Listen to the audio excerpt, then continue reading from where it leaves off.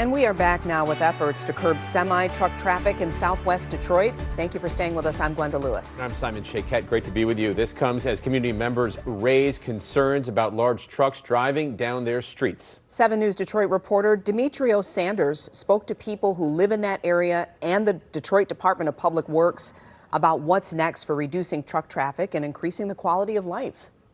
Residents in southwest Detroit say it's very common to see semi-trucks traveling through their neighborhood, leading to a number of health and safety concerns, and they add that any effort to help limit some of the traffic is very welcomed.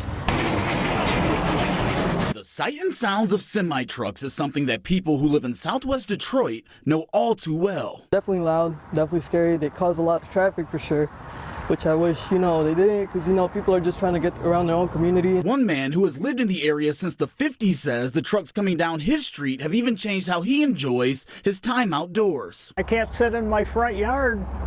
It's so noisy. I have to sit in the back. And in addition to noise, dust kicking up in the air from the trucks is also leaving residents with worries. At least bring a water truck out and water the roads down. The Detroit Department of Public Works says they are aware of the concerns and have been taking a deeper look. Working with the neighborhood groups, the community, the block clubs, and then private industry to understand, all right, what is the right level of peaceful coexistence between industry and the neighborhoods. Sam Krasenstein, the department's deputy director, explains over the last few years, several studies have been conducted involving trucks in southwest Detroit. A big part of our study was looking at what we call origin destination. So from the point A to point B, what route are they taking?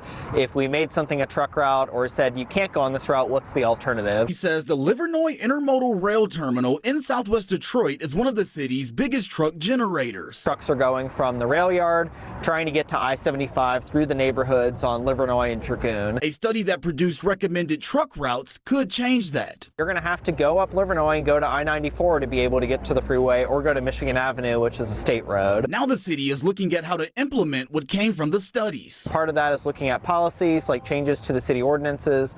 Part of that's looking at infrastructure changes, and part of that is just educating the trucking community. And we're told Detroit's 6th District Council member is working to craft an ordinance. Getting feedback from us along the way on, what type of language makes sense. Krasenstein hopes to see some changes take place this year. That would be nice. Demetrio Sanders, 7 News Detroit.